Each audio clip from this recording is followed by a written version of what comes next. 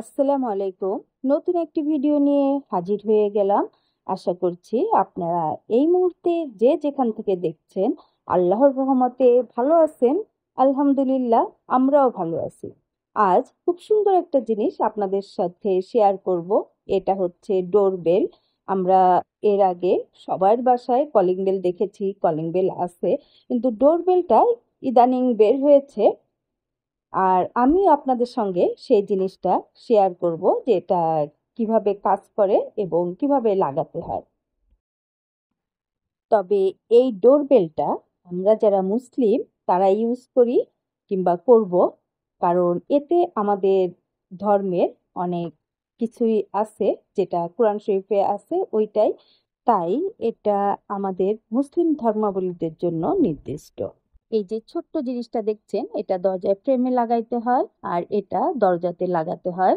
আর এটার গঠনটা কিন্তু খুব সুন্দর। এই যে এই সাইডে দেখতেছেন, এটা সাউন্ড বাড়ানো কমানোর জন্য।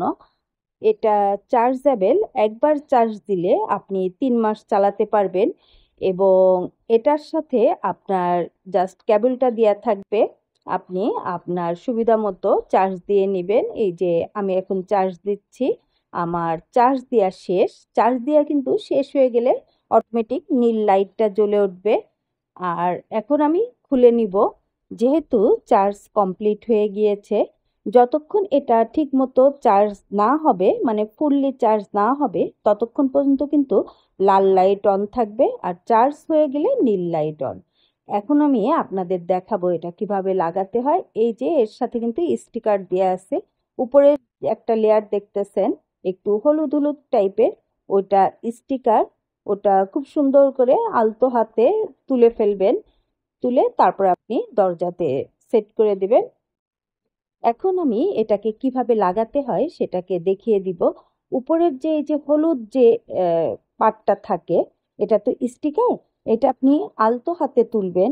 আবার আপনি এর নিচে যে সাদা একটা ইয়ে আছে ওটা তুলে ফেলেন না, কারণ সাদাটার উপরেই গাম থাকে, আর এই গামই কোনো কিছুর উপর এটাকে লাগালে আটকে রাখতে সাহায্য করে। এবার আমি এটার উপরেও এই সুন্দর করে এই যে আলতো হাতে উপরের যে স্টিকার থাকে এটাকে তুলে ফেলতেছি। এই যে আমার তোলা হয়ে গেল। এখন আমি এটাকে দরজার উপর লাগিয়ে দিব।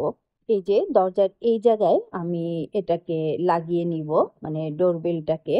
আমি ডান সাইডে এই যে ডোরবেলটার ছোট অংশ লাগিয়েছি এবং বাম সাইডে মূল জিনিসটা লাগিয়েছি। এই যে ছোট্ট কালো চাকার মতো যে অংশটি দেখছেন, এটা কমানো বাড়ানো যায় সাউন্ডের জন্য। আর এই পাশের এইটা চার্জের জন্য। এখন বাইরের থেকে কেউ যদি এসে দরজা খোলে, রব্বানা আতিনা ফিদ দুনিয়া হাসানা, দেখছেন?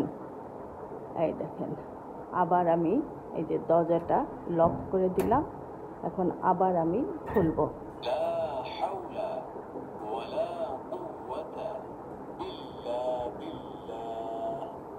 মানে আপনি দরজা যখনই খুলবেন, সেটা ভিতর থেকে হোক আর বাইরের থেকে হোক, তখন এক একটা দোয়া বেজে উঠবে।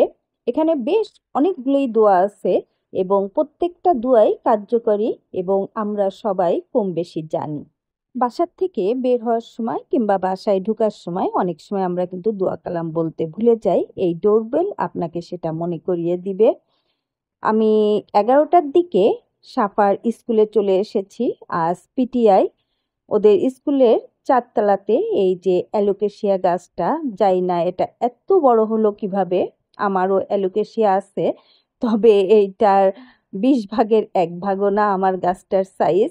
আসলে এটা লিপি আপাদের চা বাগান আছে, ওখান থেকেই আনা। আর বাগানের মালিকগুলা ওরা খুবই অ্যাক্টিভ। আমি স্কুলের পিটিআই শেষ করে বাসায় চলে এসেছি। আমার এই সেলাই মেশিনের বয়সটা 29 বছরের বেশি। আজ এটাকে ভালো করে পরিষ্কার করব, এই জন্য দোকানে নিয়ে যাব। আমি সেলাই মেশিনটাকে দোকানে দিয়ে এসে আসার পথে পানশির থেকে আমি কিছু ভর্তা নিয়ে এসেছি। আজ বাসায় বেশ কিছু কাজ করেছি এবং আরো কিছু কাজ করব। যার কারণে আজ রান্না বান্না করিনি। এই ভর্তা ভাত নিয়ে আসলাম। এখন এটাকে খেয়ে দিয়ে আবার কাজ করব। সাফা যেহেতু গরুর মাংস খায় না, এজন্য ওর জন্য এক পিস মুরগি নিয়েছি। আর এই পানশির গরুর মাংসটা এত মজার কি বলবো। তবে পানশির থেকে পাঁচ ভাইয়ের ভর্তাগুলো বেশি ভালো। আর এই যে ভাত রান্না করেছি সাদা ভাতের সাথে, আপনার ভর্তা অনেক মজার। আমার যেদিন কাজের ঝামেলা থাকে সেদিন আমি রান্না করি না। সেদিন পাঁচ ভাই কিংবা পানশির থেকে ভর্তা ভাত আর যেটা দরকার সেটা নিয়ে আসি। এখানে দুটোই হোটেলেই খুব ভালো ভর্তা এবং গরুর মাংস পাওয়া যায়। দুপুরে খাওয়া দাওয়া করার পর এই যে সেলাই মেশিনটা নিয়ে এসেছি, সেলাইটা দেখেছি যে না ঠিক আছে। এখন আমি মেশিনে বসবো, বসে কিছু কাজ করব। যে কোনো জিনিস সুন্দরভাবে তদারকি করে রাখলে সেটা ভালো থাকবে আল্লাহর রহমতে। এই যে আমার মেশিনটা দেখেন, ওরা খুব সুন্দর করে পরিষ্কার করে দিয়েছে। ভিতরে অনেক ময়লা জমেছিল এবং এটার বয়স 29 বছরের বেশি, কিন্তু কেউ দেখলে বিশ্বাস করে না। আল্লাহর রহমতে আমি আমার মেশিনটাকে খুব সুন্দর করে পরিষ্কার পরিচ্ছন্ন করে রেখেছি। আর যখন বেশি ময়লা পড়ে তখন একটু সার্ভিসিং এ দিয়ে আসি। এখন আমি মেশিনটাকে সুন্দর করে সেট করে নিব। আমার বিয়ের প্রথম জীবনে মেশিনটা কেনা, তখন যশোর পুলিশ লাইনে ছিলাম। এই মেশিন দিয়ে অনেক কাজ করেছি, নিজের ড্রেস বানিয়েছি। মোমো যখন ছোট ছিল, পিচ্চি ছিল, তখন মোমোকেও ড্রেস বানিয়ে দিয়েছি। আর বাসার তো অনেক টুকিটাকি কাজ থাকে, সেগুলোও করেছি। জাহাঙ্গীরের লুঙ্গি সেলাই করেছি, তারপর বিছনার চাদর। আবার সিলেটে এসে সাফাকেও বেশ কতগুলো ড্রেস বানিয়ে দিয়েছিলাম, কিন্তু এখন আর বসার সময় হয় না। তাই আর নিজের জিনিসপত্র কিংবা বাচ্চাদেরও জিনিসপত্র করা হয় না। এখন এটাকে ফিতাটা লাগিয়ে নিব, তারপর আমি একটু কাজ করব। আমি মেশিনের নিচে একটা ম্যাট বিছিয়ে দিয়েছি, এতে আমার মেশিন চালাতে সুবিধা হবে, সাউন্ড হবে না। আর আমার নিচে যারা আছে তাদেরও মেশিনের শব্দে ডিস্টার্ব ফিল করবে না। এটা মোমোর ম্যাক্সি। ওর ম্যাক্সি অনলাইন থেকে কিনেছিল, যার কারণে ঝুলটা একটু বেশি। আমি আবার কেটে এগুলোকে ঠিক করতেছি। এটা মাগরিবের পর নামাজ পড়ে কোরআন শরীফ পড়ে তারপর চা নিয়ে বসেছি এবং সেলাই করছি। এর আগেও দুটো সেলাই করেছি, এটা নিয়ে তিনটা হলো। আর সেই সাথে চাও খাচ্ছি, মানে পান করতেছি। জাহাঙ্গীরও মসজিদ থেকে নামাজ শেষ করে বাসায় চলে এসেছে। সময় তোমরা যাতে ভালো থাকো, সুখে থাকো, বাচ্চা দুটো যেন সুস্থ থাকে, তারা যেন আল্লাহ রাস্তায় চলতে পারে, তারা যেন মানুষের মতো মানুষ হয়। আমি সবসময় দোয়া করি, বাবা মার জন্য দোয়া করি, মায়ের জন্য দোয়া করি। আমার মা এই বয়সে এখনো সুস্থ, তার কোনো অসুখ বালা মুসিবত কিচ্ছু নেই, জানে তার সন্তানরা প্রাণ ভরে দোয়া করে। আমি আমার বাচ্চাদের জন্য দোয়া করি, তোমাদের জন্য দোয়া করি। তোমাদের তো মুনাফিক না, কাফির না, বেইমানি করি না। আমি এত কষ্ট করে উপার্জন করে তোমাদের সালাই খাওয়াই, আর তোমরা কিছু জোরে এটা কি, এটা কি। এখন এই যে আমার সেলাই শেষ হয়ে গিয়েছে আজকের মতো, আজ আর করব না। এটা পরের দিনে দুপুর বেলার দিক, দুপুর ঠিক না, 11টা বাজে। আজ খুব সাদামাঠা রান্না করতেছি একেবারে সকাল সকালে। আমি লাউটা ভাজি করতেছি আর লাউ দিয়ে ডাউল রান্না করতেছি। একটু ভুল বলে ফেলেছি, এটা আসলে পাতাকপি ভাজি করতেছি আর ডাউল দিয়ে লাউ। আজও বেশ কিছু কাজ করব, এই জন্য সকাল সকালে রান্না আর সাদা মাঠা রান্না। আমার পাতাকপি ভাজি প্রায় হয়ে এসেছে আর ডাউলটাও এখন তেলে দিব। আমি কিন্তু এখন এখন বলতে কি গত 1 মাস যাবৎ সরিষার তেল দিয়ে রান্না করি।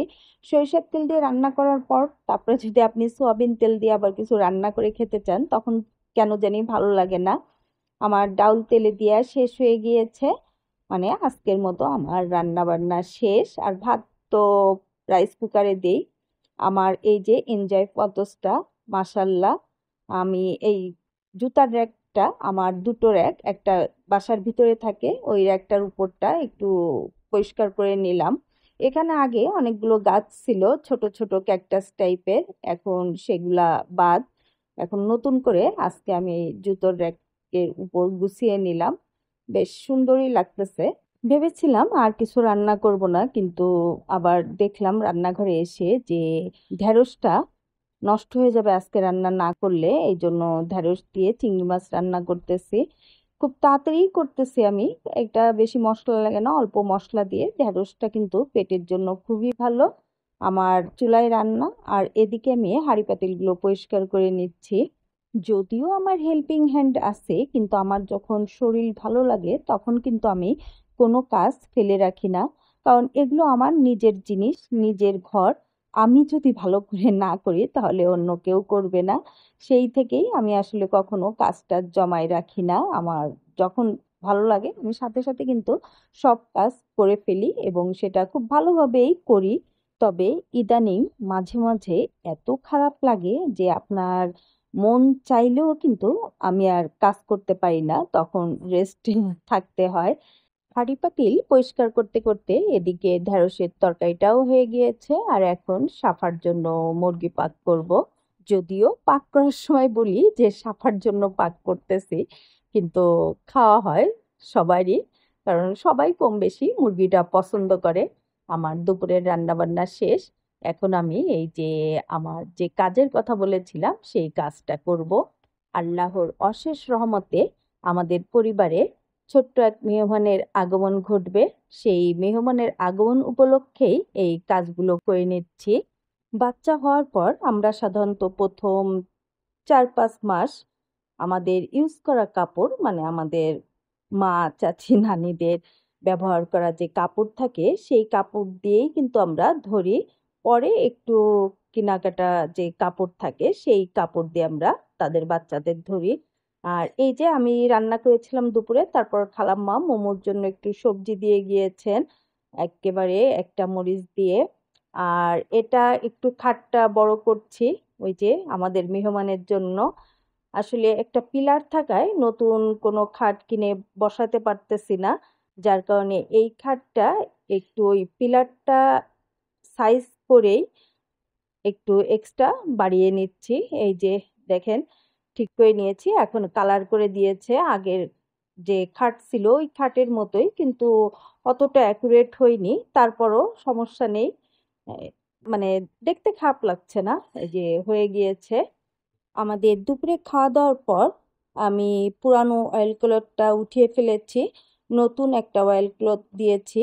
এই অয়েল ক্লথটা আমার কাছে বেশ ভালো লেগেছে, কারণ এই যে দেখেন সুগার পট আছে, তারপরে চামচ, বিটার, ধোয়া ওড়া চায়ের ছবি, জগ, অনেক কিছুই আছে। যার কারণে এটা আমি কিনেছি, নতুন একটু গুছিয়ে নিলাম, ভালোই লাগতেছে দেখতে। জাহাঙ্গীর গতকাল বেশ বড় 3টা পেঁপে নিয়ে এসেছিল। আজ দেখি যে দুটো বেশ ভালোভাবেই পেকে গিয়েছে, এবং যদিও এটা বেশ বড় ছিল কিন্তু পুরা কাটার পর দেখা যাচ্ছে যে এটা দেশি পেঁপের যে স্বাদ ওই রকমই হবে, কারণ এটার বীজ কিন্তু অনেক বেশি। আমরা যে হাইব্রিড পেঁপে খাই ওইগুলোর কিন্তু বীজ বেশি থাকে না, অল্প বীজ থাকে, কিন্তু এগুলো কিন্তু বীজে ভরা ছিল।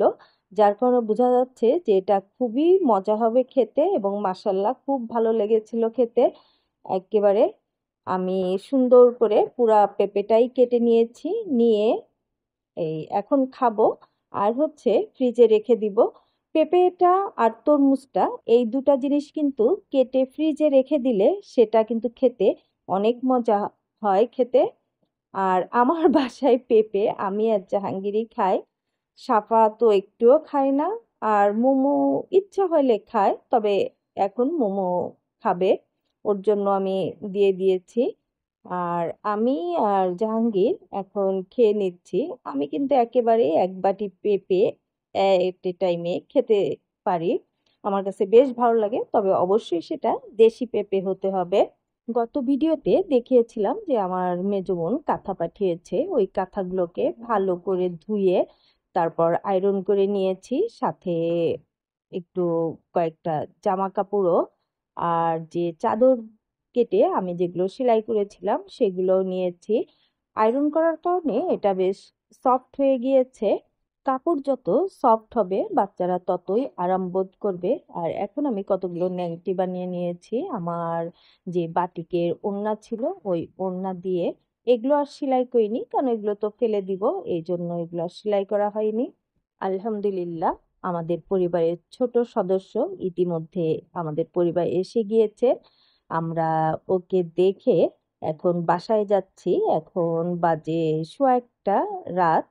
আবার একটু পর আসবো আবার হসপিটালে। এতক্ষণ আপনারা যারা আমার সাথে ছিলেন আপনাদের অসংখ্য ধন্যবাদ আমার সাথে থেকে ভিডিও দেখার জন্য। আপনারা যারা এই মুহূর্তে এখনো আমার সাথে আছে আপনারা সবাই দোয়া করবেন আমাদের যে নতুন অতিথি আছে আল্লাহ যেন তাকে নেক হায়াত দান করেন এবং খাঁটি ইমানদার বান্দা হিসাবে আল্লাহ তাকে বেড়ে উঠতে সাহায্য করেন। আজ এই পর্যন্তই। আপনাদের সবার সুস্বাস্থ্য কামনা করে আজ বিদায় নিচ্ছি। আল্লাহ হাফেজ। আসসালামু আলাইকুম।